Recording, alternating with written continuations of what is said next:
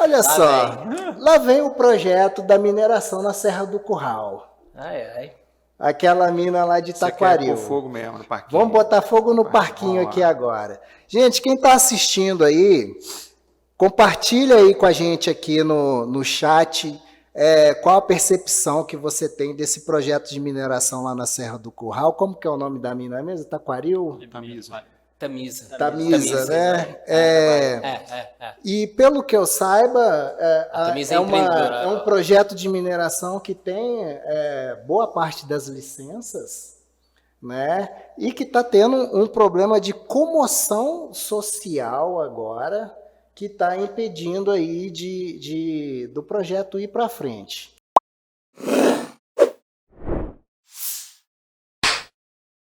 Vai ser adiante, né? Ele vai. Bom, eu não vou dar uma opinião muito profunda sobre a questão, porque eu não li o estudo de impacto ambiental dos caras e tal, para poder realmente dar uma opinião técnica. Né? Mas só uma informação, a Serra do Curral é patrimônio na região de Belo Horizonte, mas ali Sim, ali não é Belo Horizonte. Eu acho que entra aí numa questão que a gente, são eu acho que tantas você até variáveis. começou falando aí de a licença social. Sim. Né? Eu acho que aí é diferente, né?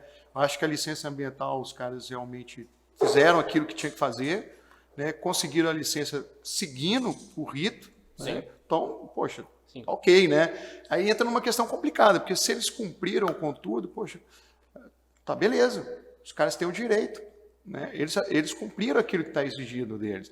Mas, por outro lado, igual você fala, trata-se de uma região sensível, né, para o Belo Horizontino, no ponto de vista social, e gerou essa comoção toda. Ou seja, faltou talvez a licença social, talvez um plano de comunicação, não, né, igual você falou, uma das questões hoje de dificuldade, não só para mineração, vou falar no geral, né, na nossa sociedade comunicação. Comunicação é um entrave mesmo, assim, para o entendimento entre as pessoas, entre os processos. Mas, né, por que eu posso falar, eu vou entrando dessa forma aqui, né, dando a minha visão sobre o caso aqui. Se a gente falar demais, é pura especulação. Não, mas a gente pode abordar aqui sim. Por exemplo, né, eu sei que dentro da FEAM, a FEAM ela tá ali no corpo voltado para meio ambiente. Quando entra nessa parte social, eu não sei como que vocês absorvem isso, Roberto. A gente tem dispositivos legais que visam isso, para tentar dar essa oportunização para discutir. Tanto é que dentro do processo dessa mina, por exemplo, isso foi devidamente divulgado, isso saiu em vários jornais.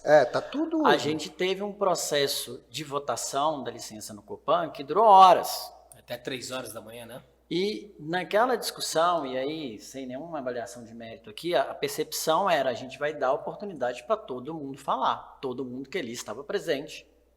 Pelo que eu fiquei sabendo de informação, porque eu também não estava presente, foi oportunizado de falar. Se inscreveu, falou.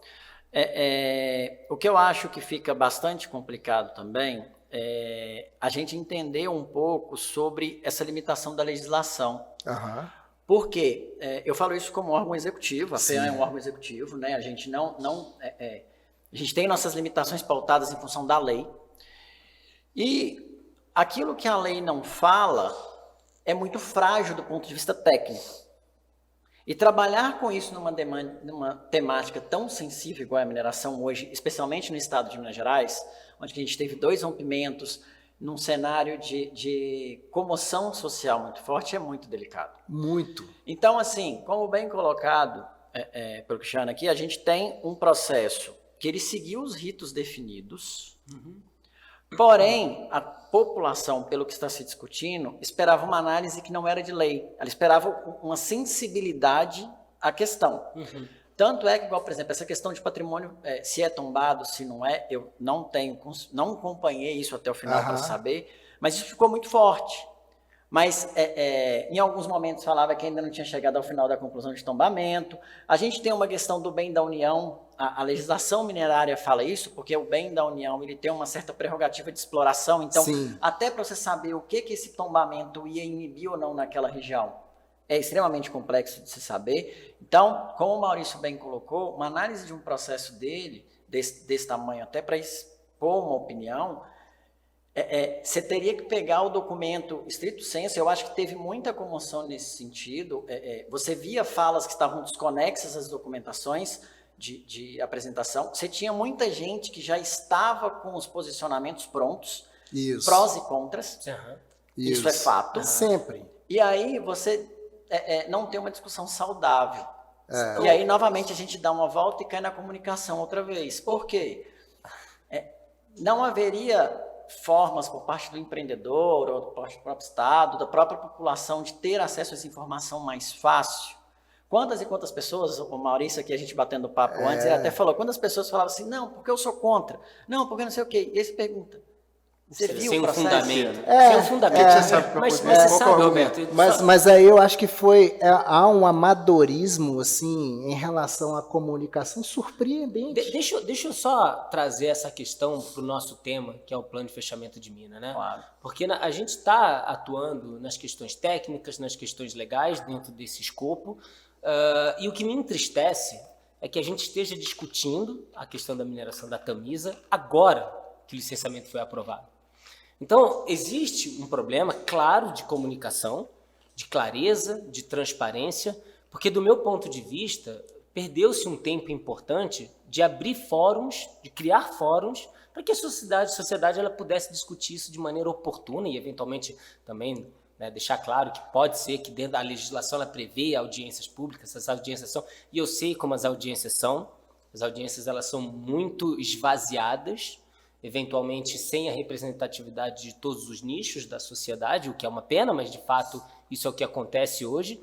Mas a gente está falando sobre um licenciamento que é atribuído a ele. Existe um plano de fechamento de mina e ninguém falou sobre isso.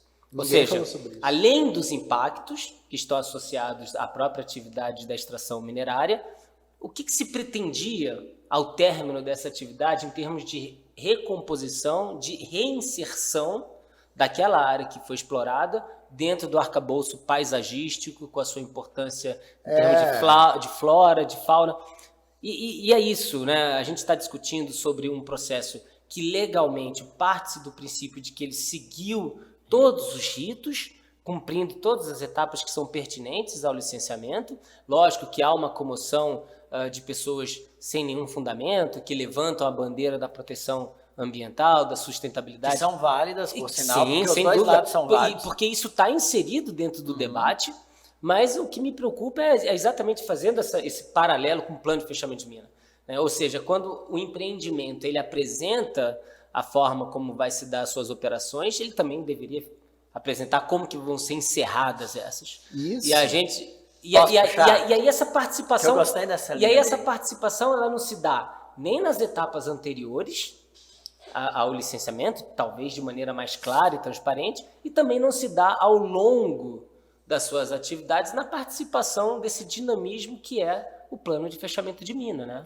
Então, são fóruns que se sobrepõem, né? Eu gostei dessa linha de raciocínio dele, porque na temática de fechamento de mina, a gente tem muito claro que a região central de Minas ela tem uma disponibilidade minerária que já está começando a dar sinais que não está tão proveitoso assim mais. Então, a gente tem fronteiras se abrindo no Pará, você tem outros estados... Goiás, eu vi uma reportagem de Goiás, está bombando na mineração Exatamente. Também. Então, isso começou a crescer muito até no aspecto de fechamento. Que aí eu posso trazer isso para uma realidade que eu vivo. Igual eu falei, eu não trabalho com licenciamento, para mim a percepção é essa que o Maurício falou, seguir os ritos que estavam para seguir, sim, ali, se correspondeu ou não à expectativa, acho que tem que ser apurado mesmo dentro da visualização. Mas no âmbito de fechamento de mina, ao instruir os processos, né, como o Gustavo bem falou, eu tenho conhecimento de causa porque eu estou constantemente com a temática, há uma preocupação muito grande com a etapa de reunião pública, porque no Estado a gente faz uma reunião pública para que as pessoas entendam o que está acontecendo naquele território. E muitas das vezes, o aspecto de um fechamento, que é uma recuperação ambiental, uma tentativa de retirar aqueles impactos da operação de uma mina, ele é visto exatamente igual como é o impacto gerado no início pela população em geral. É isso aí. E aí você tem que trabalhar um discurso para que as pessoas entendam qual é o contexto que está ali, que não é uma opção, muitas das vezes o minério simplesmente se esgotou do ponto de vista produtivo, não tem mais o retirado ali. Então, realmente, aquela atividade não dá para existir mais naquele local. E a gente observa também, muitas das vezes, uma questão de como absorver todas as expectativas sociais daquele território de forma justa. Aham. E por que eu falo isso? Porque o empreendedor tem o seu limite. Ele criou ali seu empreendimento, gerou sua renda, desenvolveu seu know-how, né, de experimento.